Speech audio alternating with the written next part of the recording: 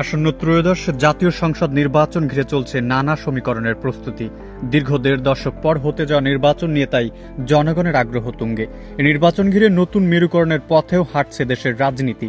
সবার এখন একটাই জিজ্ঞাসা, কেমন হতে যাচ্ছে আসন্ন ত্রয়োদশ জাতীয় নির্বাচন। টানা ৩ মেয়াদে ক্ষমতায় থাকা দল আওয়ামী লীগ অভ্যুত্থানে ক্ষমতাচ্যুত হয়ে কার্যত ব্যাকফুটে আছে দলটি।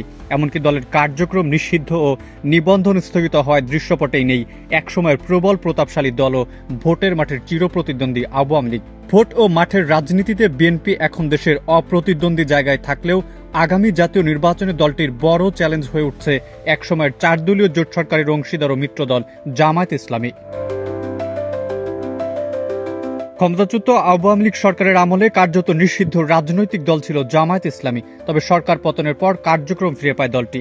এবার তাই আসন্ন নির্বাচনে বড় প্রতিদ্বন্দ্বী দল হিসেবে মাঠে রয়েছে দলটি। নির্বাচনী জোট গঠন সহ নানা কৌশল গ্রহণের পরিকল্পনাকে বুদ্ধিবৃত্তির খেলা বলে মনে করছে দলটি। বিপরীতে জামায়াতের এই চ্যালেঞ্জকে সাদরে গ্রহণ করছে সর্ববৃহৎ রাজনৈতিক দল বিএনপি। তারাও তাদের নির্বাচনী নানা কৌশল হাতে নিচ্ছে। আসন্ন জাতীয় নির্বাচনের আগে সারা দেশে দীর্ঘমেয়াদী কর্মসূচির উদ্যোগ নিচ্ছে বিএনপি।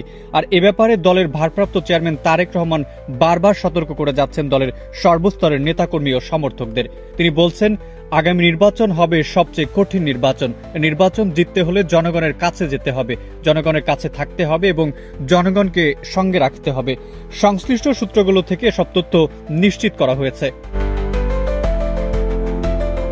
আওয়ামী লীগবিহীন মাঠে পরিকল্পিতভাবে এগিয়ে যাচ্ছে জামায়াত ইসলামী। বিএনপিকে ঠেকাতে ইসলামী আন্দোলন, নেজামে ইসলামী পার্টি, বাংলাদেশ খেলাফতে মজলিস ও খেলাফতে মজলিস, জাতীয় নাগরিক পার্টি, এবি পার্টি এবং গণ অধিকার পরিষদকে নিয়ে জোট বাঁধার প্রক্রিয়া শুরু করেছে। নির্বাচনের আগে নিজেদের রাজনৈতিক শক্তি ও তৎপরতা জানান দিতে রাজপথেও নামছে জামায়াত জোট। সংখ্যানুপাতিক পদ্ধতির জাতীয় সংসদ নির্বাচনের জন্য লেভেল প্লেইং ফিল্ড তৈরি সহ ফ্যাসিবাদের দোসর হিসেবে জাতীয় পার্টি ও ১৪ দলের কার্যক্রম নিষিদ্ধ করার দাবি সামনে রেখে মাঠে নামার ঘোষণাও দিয়েছে তারা। এভাবেই বিএনপিকে রীতিমতো চ্যালেঞ্জ ছুড়ে দিচ্ছে জামায়াত ইসলামী। এনসিপি ও এবি পার্টি অবশ্য শেষ পর্যন্ত নিম্নকক্ষের নির্বাচনে পিআর দাবি থেকে কিছুটা পিছুটান দিলেও ডাকসু ও জাকসু নির্বাচনে ছাত্র শিবিরের অবিশ্বাস্য বিজয় জামায়াতের মনোবল এখন আকাশচুম্বী। জাতীয় নির্বাচনের আগে বিশ্ববিদ্যালয়ের ছাত্র সংসদ নির্বাচনকে তারা অ্যাসিড টেস্ট হিসেবে নিয়ে আশাতীত সফল হয়েছে বলে মনে করছে। একই ধারাবাহিকতায় জাতীয় নির্বাচনেও জামায়াতের মিরাকল ফলাফল করবে বলেও আশা করছে দলটি।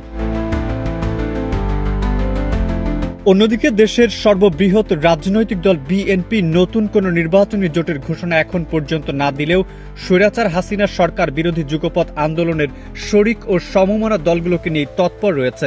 এদের সঙ্গে আসন সমঝোতার সিদ্ধান্ত নিয়েছে দলটির। এমনকি আওয়ামী লীগ ও তাদের দোসররা ছাড়া আরও কোনো সমমনা দল, জোট কিংবা ক্লিন ইমেজের ব্যক্তিকে স্বাগত জানাবে বিএনপি। দলটির ভারপ্রাপ্ত চেয়ারম্যান তারেক রহমান আরও আগে থেকেই আগামী সংসদ নির্বাচন এবং নির্বাচনোত্তর সরকার গঠনের ক্ষেত্রে ঐক্যমত্যের ভিত্তিতে জাতীয় সরকার গঠনের ঘোষণা দিয়েছেন। তার এই ঘোষণা এবং ৩১ দফা সংস্কারের প্রস্তাবের বিষয়কে সামনে রেখেই জনগণের কাছে যাচ্ছে দলটি। এতেই বিএনপি ও সমমনা রাজনৈতিক দলগুলোর দৃঢ় আস্থা, আগামী নির্বাচনে জনগণের ভোটে জয় লাভের বিষয়েও তারা যথেষ্ট আশাবাদী। এদিকে অভ্যুত্থানের পরবর্তী আত্মপ্রকাশ করা এনসিপিও মাঠের রাজনীতিতে রয়েছে বেশ আলোচনায়।